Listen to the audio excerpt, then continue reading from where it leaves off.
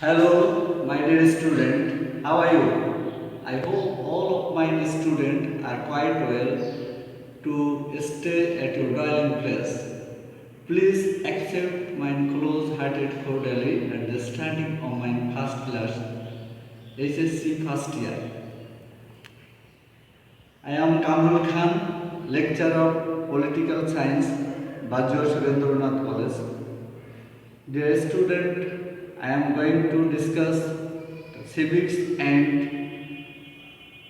good governance first paper. প্রিয় শিক্ষার্থী, আশা করি তোমরা সকলেই ভালো আছো এবং আমার ক্লাসের সাথে সংযুক্ত আছো। আজকে বাজুয়া সুরেন্দ্রনাথ কলেজের ইন্টারমিডিয়েট ফার্স্ট ইয়ার তোমাদের পৌরনীতির প্রথম ক্লাস আমার। যদিও ভার্চুয়ালে ক্লাস হচ্ছে, সরাসরি তোমাদের সাথে আমার দেখা হয়নি বা হচ্ছে না, তারপরও আমার পক্ষ থেকে তোমাদের সকলের জন্য শুভকামনা থাকলো। পরবর্তীতে কোভিড পরিস্থিতি স্বাভাবিক হলে আমরা আবার একসাথে মিলিত হব। আমরা আজকে শুরু করতে যাচ্ছি পৌরনীতি ও সুশাসন প্রথম পত্র, প্রথম অধ্যায়। তোমরা স্কুল পর্যায়ে পৌরনীতির সম্পর্কে ধারণা নিয়ে আসছো, অনেকে ধারণা পেয়েছো, অনেকে ছিল না পাঠ্য বিষয় হিসেবে। আজকে এখানে পৌরনীতি আগে ছিল প্রাচীন নাম, এখানে সংযুক্ত করা হয়েছে বেশ কিছু বছর ধরে পৌরনীতি ও সুশাসন। এই পৌরনীতি ও সুশাসন প্রথম অধ্যায়ে পৌরনীতি সম্পর্কে আমরা একটু ধারণা পাওয়ার চেষ্টা করি। পৌরনীতির ইংরেজি প্রতিশব্দ হচ্ছে সিভিক্স। আমি পড়ে লিখছি সিভিক্স অর্থাৎ পৌরনীতি। এই পৌরনীতির ইংরেজি প্রতিশব্দ সিভিক্স। সিভিক্স মূলত ল্যাটিন শব্দ সিভিক্স এবং সিভিটাস শব্দদ্বয় থেকে এসেছে। সিভিক্স শব্দের অর্থ নাগরিক এবং সিভিটাস শব্দের অর্থ নগর রাষ্ট্র, অর্থাৎ নগর রাষ্ট্রের নাগরিকদের দিয়ে যে শাস্ত্র আলোচনা করে সেটি হচ্ছে পৌরনীতি। এই পৌরনীতি সম্পর্কে বিভিন্ন রাষ্ট্রবিজ্ঞানী বিভিন্ন সংজ্ঞা প্রদান করেছেন। হাইট বলেছেন যে পৌরনীতি হচ্ছে নাগরিকতার সাথে জড়িত সকল প্রশ্ন নিয়ে যে শাস্ত্র আলোচনা করে সেইটা হচ্ছে পৌরনীতি বা civics. The philosophy of citizenship গ্রন্থে বলেছেন নাগরিকতার সাথে জড়িত যে শাস্ত্র এবং যে শাস্ত্র নাগরিকতার বর্তমান, অতীত, ভবিষ্যৎ, স্থানীয়, জাতীয় এবং আন্তর্জাতিকতা বিষয় নিয়ে আলোচনা করে সেই শাস্ত্রকে আমরা পৌরনীতি হিসেবে বলতে পারি। পৌরনীতি হচ্ছে মানুষের প্রাচীন গ্রিসের অ্যাথেন্স নগরে সেই নগর রাষ্ট্রের নাগরিকদের ধারণা থেকে আজকে পৌরনীতির জন্ম হয়েছে। তো প্রিয় শিক্ষার্থী, এর সাথে সংযুক্ত আছে সুশাসন। যেহেতু পৌরাণিক মানুষের শাসন কার্য পরিচালনা, পৌরাণিক মানুষের আচার আচরণ নিয়ন্ত্রণ করবার জন্য, পৌরাণিক মানুষের সুশৃঙ্খলাবদ্ধভাবে বসবাস করবার জন্য, সমাজে বেড়ে ওঠার জন্য, এই সকল মানুষকে একটা সম্মুখ পরিবার থেকে তার ধারণা, সমাজ থেকে যে ধারণা, এই সকল বিষয় নিয়েই তো পৌরনীতি আলোচনা করে।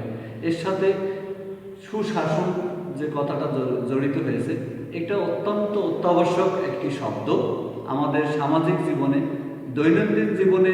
সুশাসন আমাদের সাথে অতপ্রতভাবে জড়িত, কারণ সুশাসনের ইংরেজি প্রতিশব্দ হচ্ছে গুড গভর্নেন্স, অর্থাৎ গুড গভর্নেন্সের বাংলা প্রতিশব্দ আমরা যেটাকে বলে থাকি সুশাসন। সুশাসন না থাকলে সমাজের সার্বিক উন্নয়ন সাধন হয় না। তাহলে আমরা সুশাসন সংজ্ঞা সম্পর্কে বলতে গেলে আমরা বলতে পারি যে সরকার সাথে জড়িত, অর্থাৎ সরকারের স্বচ্ছতা, জবাবদিহিতা এবং অংশগ্রহণের মাধ্যমে যে শাসন কার্য পরিচালনা হয় সেটাই হচ্ছে সুশাসন বা গুড গভর্নেন্স। প্রিয় শিক্ষার্থী, তোমরা তাহলে পৌরনীতি এবং সুশাসন এই সম্পর্কে একটু ধারণা পেয়েছে। এই পৌরনীতি এবং সুশাসন এইটা হচ্ছে ইন্টারমিডিয়েট পর্যায়ে, অর্থাৎ এইচএসসি লেভেলে পৌরনীতি সুশাসন। তোমরা যখন এই সাবজেক্টটা নিয়ে ভবিষ্যতে ডিগ্রি বা অনার্স করতে চাও বা মাস্টার্স করতে চাও, তখন এই সাবজেক্টটির নাম হবে পলিটিক্যাল সায়েন্স, মানে রাষ্ট্রবিজ্ঞান, যেটা বিএসএস গ্রুপের অর্থাৎ ব্যাচেলর অফ সোশ্যাল সায়েন্সের সাবজেক্ট হবে। তাহলে তোমরা আস্তে আস্তে যখন ইন্টারমিডিয়েট পাস করবে, পাস করার পরে যদি অনার্স করতে চাও রাষ্ট্রবিজ্ঞানে, তখন এটার নাম হবে পরিণতি।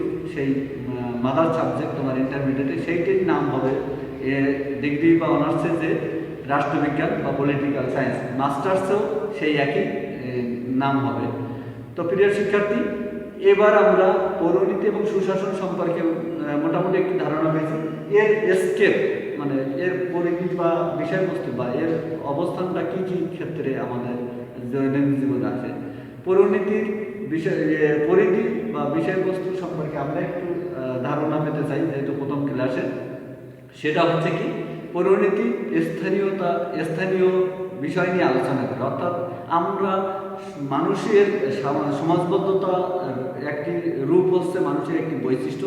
আমরা যেহেতু সমাজে বসবাস করি, যে অ্যারিস্টটল রাষ্ট্রবিজ্ঞানের জনক অ্যারিস্টটল এ বিষয়ে একটি বলেছেন, যে ব্যক্তি সমাজে বসবাস করে না সে হয় দেবতা না হয় পশু। সুতরাং আমরা মানুষ হিসেবে পরিস্থিতি দান করতে গেলে, আমরা মানুষ হিসেবে যদি পরিস্থিতি লাভ করতে চাই, তাহলে সমাজের বাইরে আমরা কেউ বাস করতে পারি না। আর সমাজে এটাই বাস করতে গেলে সেই ওই রাষ্ট্রবিজ্ঞানের জনক অ্যারিস্টটল যিনি যে সংজ্ঞাটা প্রদান করেছেন, ওই সংজ্ঞার ভিতরেই আমরা পড়ি। তা যেহেতু আমরা মানুষ, হিউম্যান বিংস, সো আমরা সমাজেই বসবাস করি। আর সমাজের এক্ষেত্রে স্থানীয় দিক নিয়ে আমরা যে পরিবার বা সমাজমণ্ডলে অবস্থান করি, সেই সমাজের যে দিকগুলো সেটা নিয়ে পৌরনীতি এবং সুশাসন আলোচনা করে। পৌরনীতি রাজনৈতিক বিষয় নিয়ে আলোচনা করে। যেহেতু পরিবার একটি রাজনৈতিক সাথে জড়িত, কোনো পরিবারই নেই বা কোনো জনগণ নেই পৃথিবীতে, এমন কোনো সমাজ নেই যারা রাজনীতির সাথে জড়িত কম বেশি। কারণ রাজনীতি একটি পরবর্তীতে যে বহিঃপ্রকাশ সেটা আছে একটা পরিবার থেকে উত্থান হয়, পরিবার থেকে উৎপত্তি হয় রাজনীতি। পৌরনীতি এবং সুশাসন রাজনৈতিক বিষয় নিয়ে আলোচনা করে।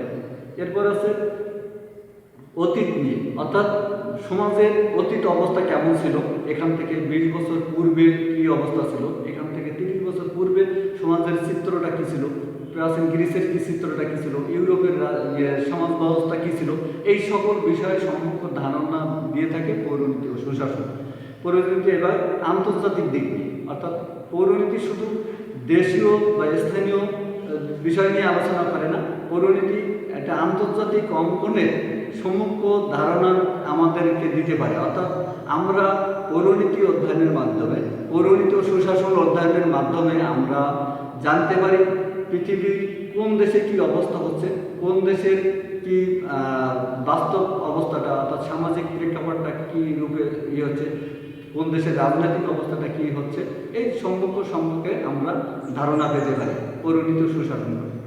এরপর আসছে মানুষের যে ভবিষ্যৎ, অর্থাৎ ভবিষ্যৎ দিক নিয়েও পৌরনীতি এবং সুশাসন আলোচনা করে থাকে। মানুষের আমরা বর্তমান কী অবস্থায় আছি, অতীতে কী অবস্থায় ছিলাম, এটা আমরা জানলাম। এবার ভবিষ্যতে কোন দিকে যাবে এর অ্যাডভান্স বা ধারণা বা জ্ঞান পেতে গেলে আমরা পৌরনীতি ও সুশাসন অধ্যয়নের মাধ্যমে পেতে পারি। তো আগামী 20 বছর পরে, আগামী 10 বছর পরে সমাজের অবস্থাটা কোন দিকে যাবে, সেদিকে সম্পূর্ণ ধারণা পেতে গেলে, সেই বিষয় সম্পর্কে আলোচনা করতে গেলে আমাদের পৌরনীতি অধ্যয়নের মাধ্যমে জানতে হবে। অর্থাৎ পৌরনীতি আমাদের বিষয় সম্পর্কে সম্পূর্ণ ধারণা দিয়ে থাকে। সো প্রিয় শিক্ষার্থী, তোমরা এই পৌরনীতি অধ্যয়ন করবে একটি অর্জন, অর্থাৎ মানুষ পৌরনীতি ও সুশাসন এই কথাটা কেন সংযোজিত হয়েছে। আমি মনে করি তোমরা ভাগ্যবান এই সাবজেক্টটা যারা অধ্যয়ন হিসেবে নিয়েছ, কারণ এই সাবজেক্টটা সম্পর্কে তুমি দেশের প্রশাসনিক কাঠামো সম্পর্কে জানতে পারবে, এটা সম্পর্কে আইনের ধারা বা বিধিবদ্ধ সম্পর্কে তুমি একটা সম্পূর্ণ ধারণা পেতে পারবে। প্রশাসন কী অবস্থায় যাচ্ছে, প্রশাসনের দিক নির্দেশনা কী আছে, বাংলাদেশ তথা বিশ্বের সাথে আন্তর্জাতিক অঙ্গনে কী সম্পর্ক বজায় রাখছে, এটা সম্পর্কে জানো। তোমার রাজনৈতিক চেতনাবোধ সমৃদ্ধ হবে এই পৌরনীতি ও সুশাসন অধ্যয়নের মাধ্যমে। তুমি পৌরনীতি অধ্যয়নের মাধ্যমে আরও তোমার রাজনৈতিক ভবিষ্যৎ তোমার অর্থনৈতিক কর্মকাণ্ড কীভাবে অর্থনৈতিক কর্মকাণ্ড বিস্তার লাভ করবে, তুমি এই সম্পর্কে সম্পর্ক ধারণা লাভ করতে পারবে। এই পৌরনীতি ও সুশাসন অধ্যয়নের পৌরনীতি এই জন্য আছে, আমি তোমাদের কাছে আবেদন থাকবে যে পৌরনীতি অধ্যয়নের মতো অন্তত সুসজ্জিত একটি নাগরিক হোক, সুনাগরিকে পরিণত হওয়ার জন্য যতগুলো গুণাবলী দরকার, যতগুলো শৃঙ্খলাবোধ নীতিমালা দরকার, তা এই পৌরনীতি ও সুশাসন অধ্যয়নের মাধ্যমে জানতে পারবে। তো প্রিয় শিক্ষার্থী, আজকে তোমাদের সাথে এ পর্যন্তই। পরবর্তী ক্লাসে দেখা হবে।